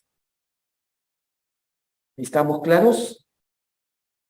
Entonces, eso es un detalle importante. Y otro término que también se usa en neurología, un término diferente, que es la llamada parestesia. Parestesia. Las parestesias son sensaciones anormales de sensibilidad. Son percepciones anormales de sensibilidad. Por ejemplo, cuando una persona siente hormigueos o siente, por ejemplo, entumecimiento, ¿no? Entumecimiento, hormigueo, o siente como calambres, corrientes, ¿me entiendes? Son alteraciones anormales de la sensibilidad. Eso se llaman parestesias. ¿Ok? Muy bien, algunos términos que quiero que entiendan. Entonces, este paciente no percibe los estímulos táctiles, dice, en el dicho de mi cuerpo. O sea, tiene una, digamos, hipoestesia o una alteración sensitiva también en todo el hemicuerpo. ¿Ok? Bien, esos son. Perfecto. La gran pregunta es, ¿qué estructuras anatómicas están alteradas? Muy bien. Para que el paciente tenga parálisis facial, ¿qué par craneal está afectado? Cuéntenme. A ver, los leo en el chat. El séptimo, ¿no? Se deben estar afectadas las fibras nerviosas que comandan al séptimo nervio craneal derecho. ¿Correcto? Las fibras nerviosas que comandan al séptimo nervio craneal derecho. ¿Correcto? El famoso haz córtico-nuclear. Córtico-nuclear, que son fibras que van de la corteza cerebral al núcleo motor del séptimo nervio craneal. Ese haz está afectado, el fascículo córtico-nuclear. ¿Correcto? Muy bien. Y para que haya hemiparesia, para que esté paralizada la mitad del hemicuerpo derecho, ¿qué fascículo estaría afectado? ¿Qué haz o qué fascículo estaría afectado? Que hay alteración motora en todo el hemicuerpo derecho. A ver, os leo. Estaría afectado el haz piramidal, el haz córtico-espinal. ¿Correcto? O sea, habría un compromiso del haz córtico-nuclear, y eso explicaría la parálisis facial, la debilidad en la cara. y habría un compromiso del haz córtico-espinal o haz piramidal, lo cual explica la debilidad en todo el resto del cuerpo. ¿Se entiende la idea? Muy bien.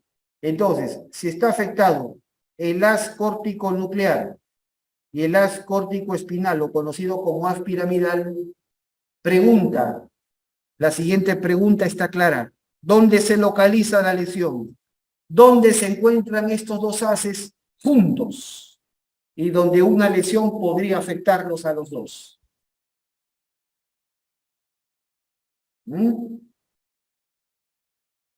Veamos acá. Ahí está. Veamos Ya les he respondido estas primeras preguntas, ¿no? Ya he respondido las primeras preguntas. Manifestaciones clínicas. ¿Qué estructuras anatómicas? El haz córtico-nuclear, el haz córtico-espinal. ¿Correcto? O también conocido como haz piramidal. ¿Verdad? Perfecto. Es lo principal, es lo que está afectado. Y también, ¿se acuerdan que tenía alteración a los estímulos táctiles?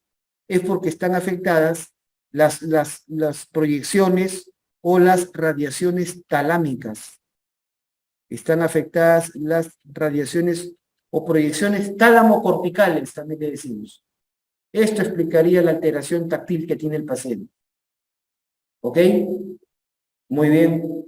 Siguiente pregunta. ¿Dónde se localiza la lesión? Ajá, veamos acá. Aquí está.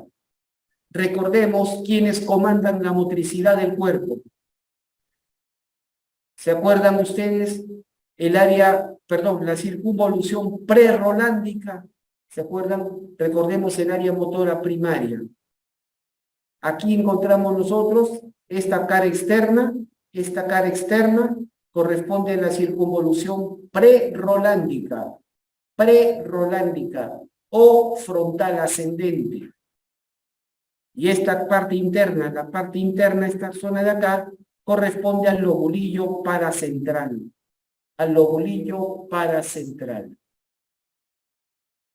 Como les dije hace un rato, en la cara externa, en la circunvolución prerolándica, está la región, el área motora primaria, para la cara y para el miembro superior.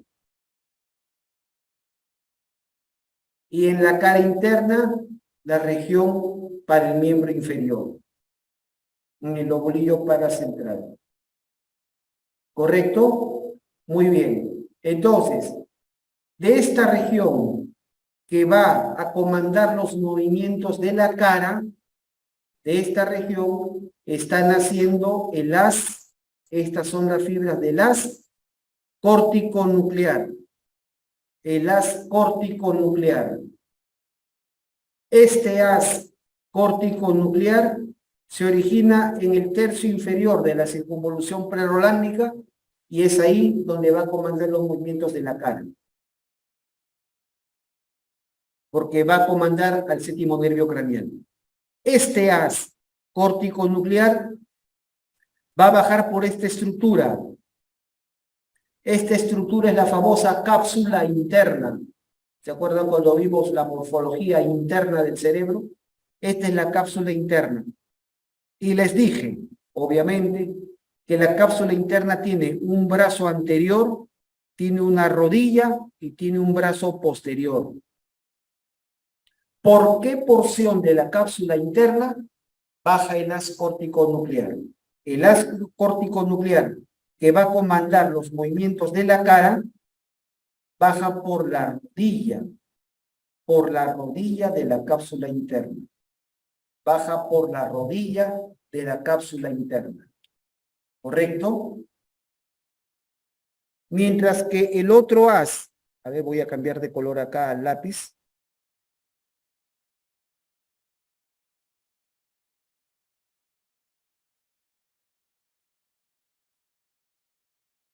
A ver, ojalá. Así, perfecto.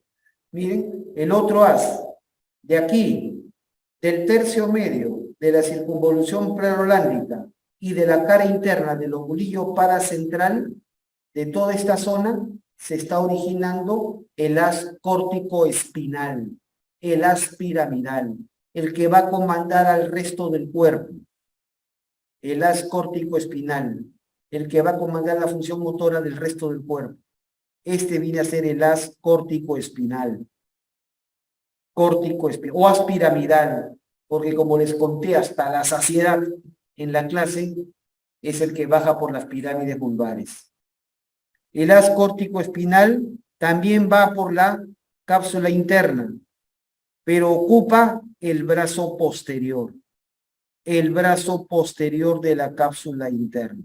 Estas son preguntas clásicas en neuroanatomía, ¿correcto? Que preguntan creo hasta en los colegios, ¿no? Bastante sencillo, ¿ok? El haz córtico nuclear, responsable de comandar los movimientos voluntarios de la cara, va por la rodilla de la cápsula interna, mientras que el haz córtico espinal o haz piramidal, responsable de comandar los movimientos voluntarios del cuello para abajo, va por el brazo posterior de la cápsula interna. Entonces, ahí está la respuesta.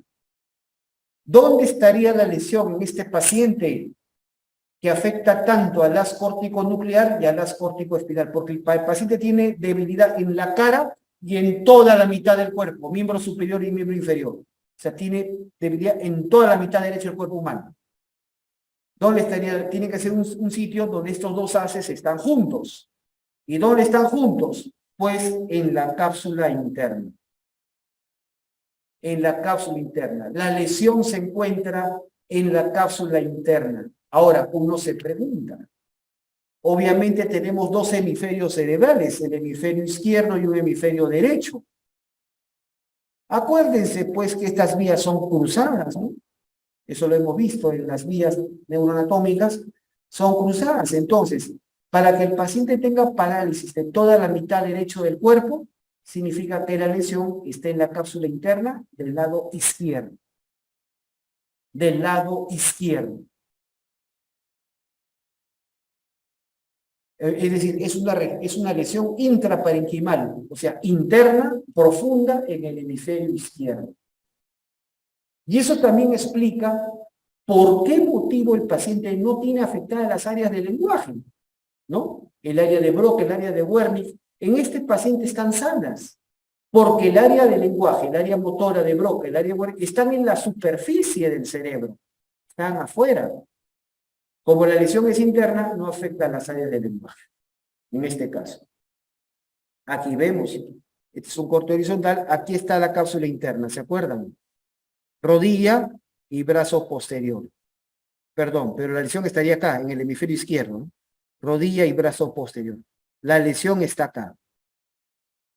La lesión está acá. En la rodilla y el brazo posterior de la cápsula interna. ¿Correcto? Ahí está la lesión. Es una lesión intraparenquimal del hemisferio izquierdo. ¿Ok? Perfecto. Por la localización de la lesión, ya sabemos que la lesión está en la cápsula interna del hemisferio izquierdo. ¿A qué territorio vascular pertenece? En pocas palabras, ¿qué arterias son las afectadas? ¿O qué arterias irrigan a la cápsula interna? Lo vimos. Las famosas arterias lentículo-estriadas o estriadas laterales, que son las arterias que se afectan con la hipertensión arterial. Les se los dije al comienzo. Estas son las arterias que están afectadas en el paciente. De repente desarrolló sus microaneurismas de Charcot y Bouchard y eso ha causado la afectación de estas arterias. ¿Y estas arterias son ramas de quién? A ver, cuéntenme, los leo en el chat. Ya esa pregunta es seguramente hasta en el colegio, en el examen de admisión a la universidad les han preguntado. Las arterias lentículo-estriadas son ramas de qué arteria? A ver, los leo. Cerebral media, así es, segmento M1, efectivamente. O sea, ¿a qué territorio vascular corresponde o pertenece? Corresponde al territorio M1, segmento M1 de la arteria cerebral media. Las arterias específicamente afectadas son las arterias lentículo-estriadas o estriadas laterales. ¿Ok? Esas son las que irrigan cápsula interna. ¿Ya, autores? Bastante simple. Como se dan cuenta, sumamente fácil extremadamente elemental, casi de nivel colegio. Muy bien. Casito número 2, también bastante sencillo. Otro paciente, también varón, 65 años de edad, también está más o menos mayorcito, obeso, ¿correcto? Llega al servicio de emergencia, también más o menos al mediodía, ¿correcto? Traído por su familia, ¿correcto? Los cuales refieren que mientras iba de compras, súbitamente presenta dolor de cabeza intenso y pierde el conocimiento. Seguramente en la calle. Por eso no dejen salir adultos mayores a la calle solos, siempre acompañen. ¿Correcto? Pierde el conocimiento por unos minutos y despierta, ¿no? Despierta.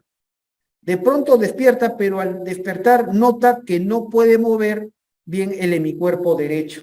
Así dice la familia. No mueve nada. La familia es así, ¿no? La familia es un poquito exagerada siempre. No mueve todo el hemicuerpo derecho. Tú debes corroborar eso con tu examen neurológico rápido en emergencia. ¿Correcto? Y que no podía hablar adecuadamente. Ya, puede ser pues producto de la confusión natural que hay. Refieren además que el paciente tiene como antecedente diabetes y encima es fumador crónico. Si está paciente con factores de riesgo, bueno, la edad, ya les he dicho, siempre importante, la edad es obeso, tiene síndrome metabólico, ¿correcto?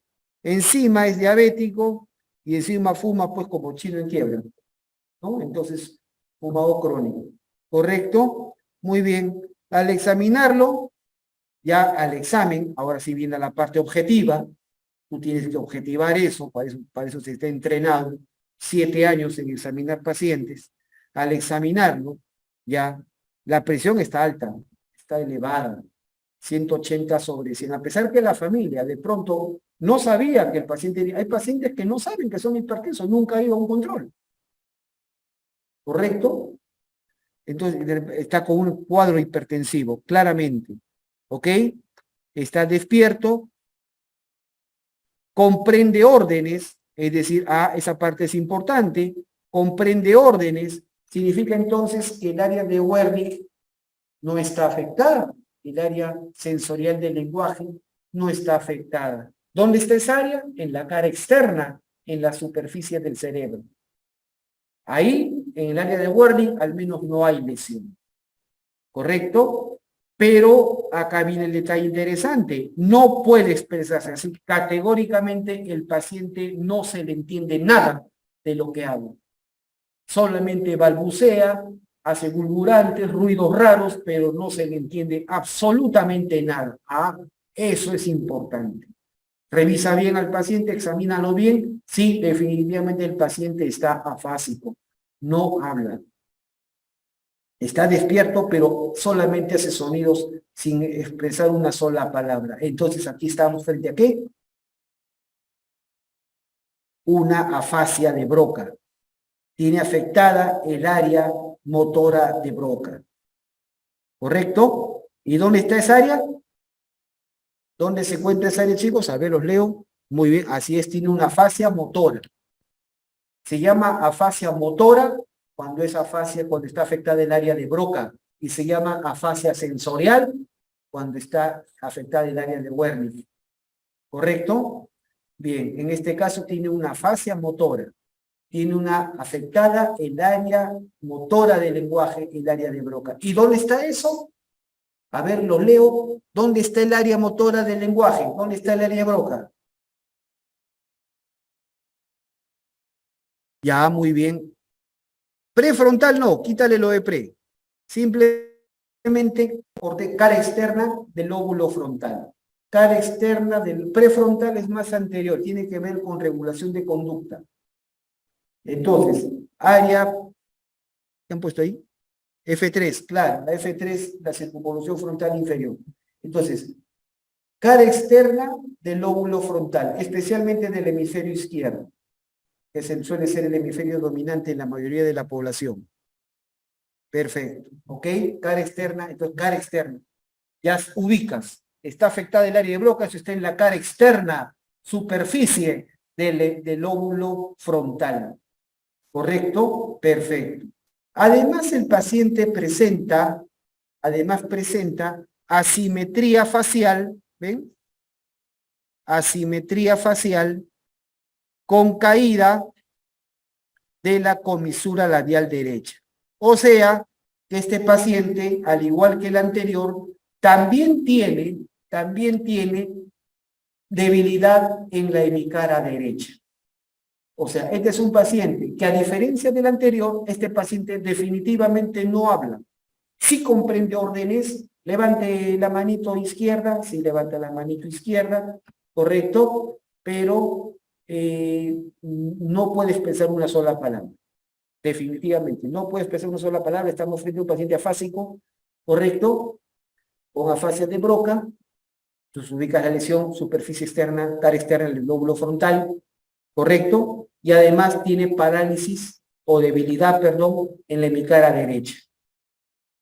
Muy bien. Y además, viene un detalle interesante.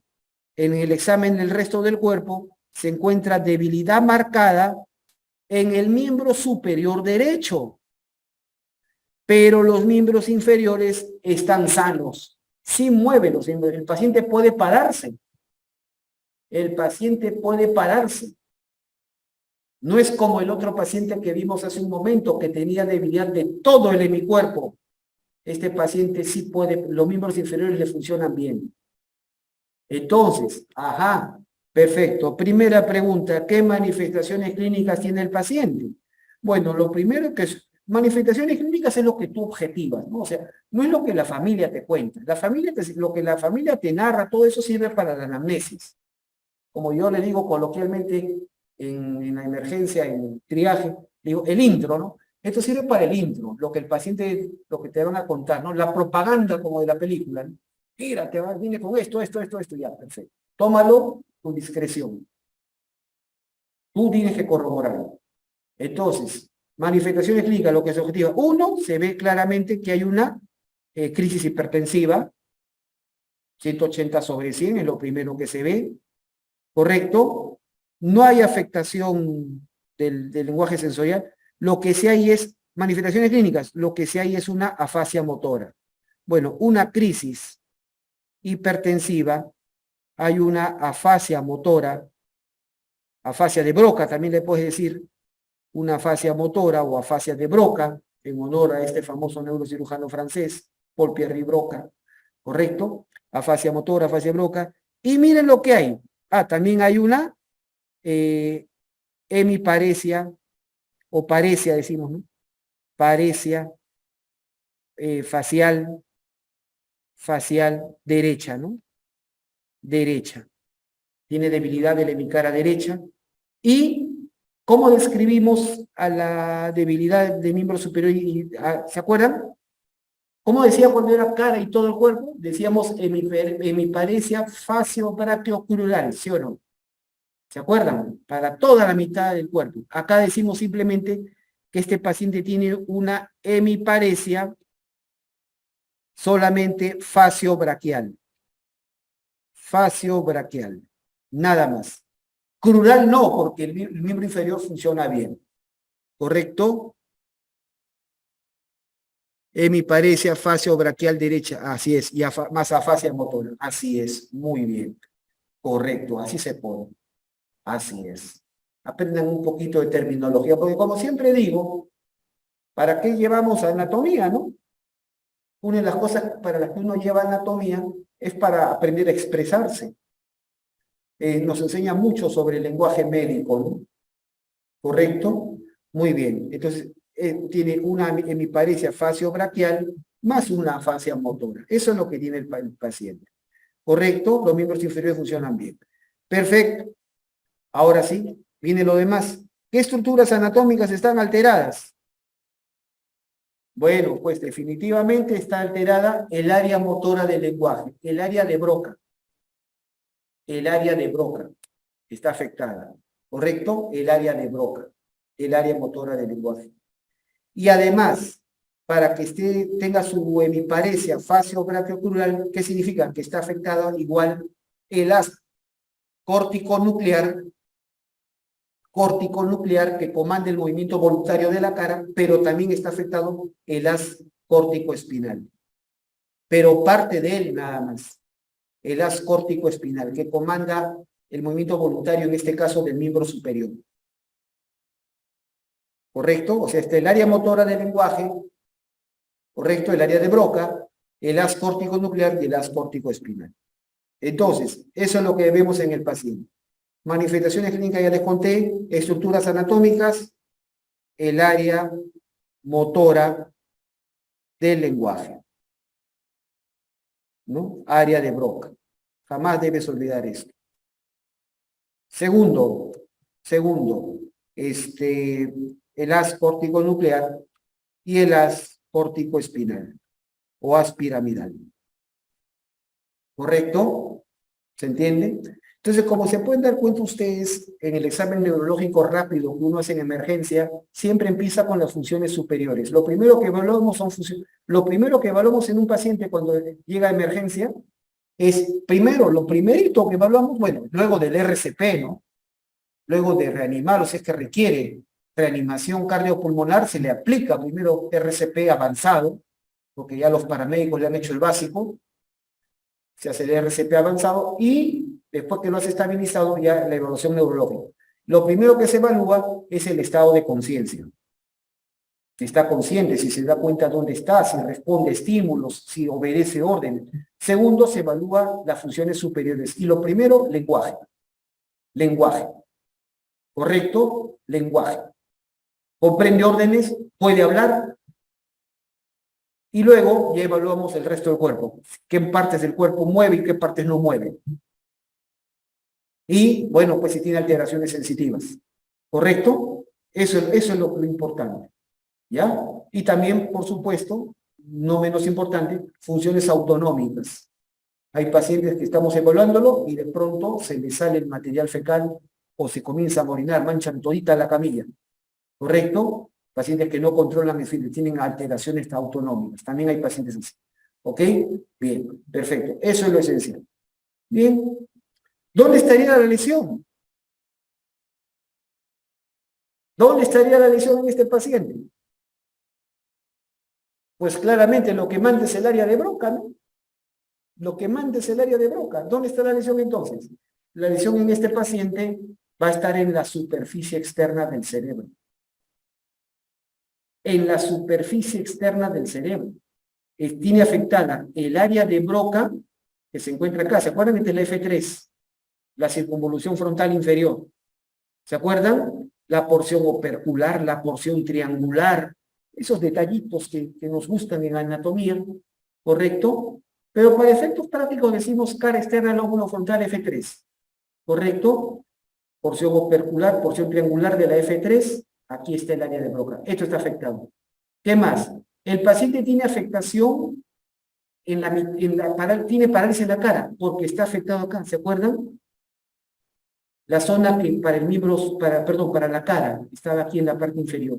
¿Se acuerdan el homúnculo? El hombrecito ese deforme que estaba dibujado. Ahí está. Esta zona, esto está afectado. Y acá la zona por el miembro superior. Y no está afectado el miembro inferior, porque el miembro inferior estaba en el obligo paracentral, en el otro lado, pero esa zona no está afectada. Entonces, la lesión de este paciente está aquí. Está aquí. En la cara externa del cerebro, pero especialmente esta zona de acá. Ahí está la lesión. Muy bien, una vez que lo has identificado, por la localización de la lesión, ¿a qué territorio vascular pertenece? ¿Qué arteria irriga esta zona? A ver, los leo. ¿Qué arteria irriga esta zona, chicos? ¿Qué arteria irriga? ¿Cuál es la principal arteria de la cara externa del cerebro? La cerebral media. Así es. La cerebral media, pero ya su porción M2, ¿no? Su porción. Pero miren, un detalle muy interesante si quieren ser más acuciosos, más estrictos. La cerebral media irriga toda esta parte, toda esta parte de acá, ¿sí? ¿Se acuerdan? Toda esta parte irriga. ¿Por qué no se afectó todo? ¿Por qué no se afectó tanto el área motora como el área sensorial. ¿Por qué no se afectaron Broca y Wernicke? ¿Por qué se afectó solamente Broca y no Wernicke? La respuesta es muy sencilla, porque acuérdate que esta zona, la cerebral media estaba bifurcada en dos ramas, una rama superior y una rama posterior. ¿Te acuerdas? En este caso, está afectada la cerebral media, sí, pero específicamente su rama superior, nada más. Su rama superior. La rama inferior funciona, por eso es que el paciente no tiene problemas en el área de Wernicke. Por eso es que este paciente comprende órdenes. El paciente tiene afectada, sí, la cerebral media, como muy bien han respondido, pero específicamente la rama superior. La rama superior. ¿Quedó claro, chicos? ¿Me han entendido? Perfecto. Eso es entonces la ecuación. Dice acá, ¿a qué territorio vascular pertenece? Ah, pues ya lo hemos dicho. Ya lo hemos dicho, lo acabamos de decir. ¿Ok? Bien, aquí está precisamente, ¿no? Aquí está precisamente, ¿ven? Las dos ramas de la cerebral media, ¿ven? Que hace un ratito los he mencionado, las dos ramas de la cerebral media. Entonces, la rama superior va a irrigar sobre todo esta zona, donde está el área motora del lenguaje y el área motora primaria. Mientras que la rama inferior va a irrigar el área Wernicke. En este paciente el área Wernicke funciona bien, o sea, no está afectada solamente la rama superior. ¿Ok? Y ya como corolario final, simplemente les dejo el mensaje para que cuando ustedes lleven sus cursos futuros, los desórdenes cerebrovasculares se clasifican en dos grandes grupos. Los isquémicos y los hemorrágicos. Cuando ustedes reciban a un paciente con un desorden cerebrovascular, lo primero que nos viene en la mente es, puede ser isquemia, puede ser hemorragia. ¿Correcto? Los isquémicos ocurren generalmente por cierre de una arteria, un espasmo o un trombo de pronto que ha tapado una arteria, ¿correcto? ¿Se entiende? Un trombo que ha tapado una arteria y esto disminuye el flujo. ¿Me dejo entender?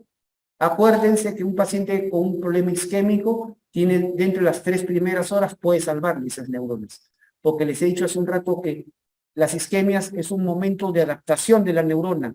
La neurona baja su metabolismo tratando de consumir al mínimo el oxígeno que tiene. ¿Correcto? Pero puede volverse irreversible. Y hemorrágico es la ruptura pues, de un vaso. ¿Correcto? ¿Cuál es más frecuente? De lejos, los más frecuentes son los isquémicos. 75-80% de los desórdenes cerebrovasculares son isquémicos, mientras que un 20-25% son hemorrágicos. ¿Correcto? Pregunta clásica. Y de los isquémicos, ¿cuál es la causa más común? ¿Por qué se produce un DCB isquémico? Lo más común son los aterotrombóticos. ¿Correcto? Es decir, se forman ateromas, placas de ateromas, ¿no? Y que despierten, o trombos que disparan trombos que tapan las arterias. Y en segundo lugar, los cardioembólicos. Es decir, pacientes que tienen alteraciones cardíacas, insuficiencia cardíaca o arritmias, y el corazón dispara coágulos que también pueden tapar las arterias. Y dentro de las hemorragias, a la cabeza está la formación de microaneurismas. Ruptura de microaneurismas. ¿Correcto? Bien, nada más, eso es lo esencial. No sé si tuvieran alguna pregunta, alguna duda. Los leo. ¿Una pregunta, alguna duda o todo está claro?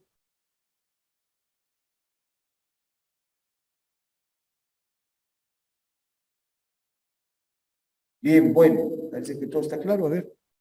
Ah, ya, todo claro. Bien, chicos. Bueno, gracias por su atención. Hasta pronto. Nos vemos en cualquier otro curso. Suerte.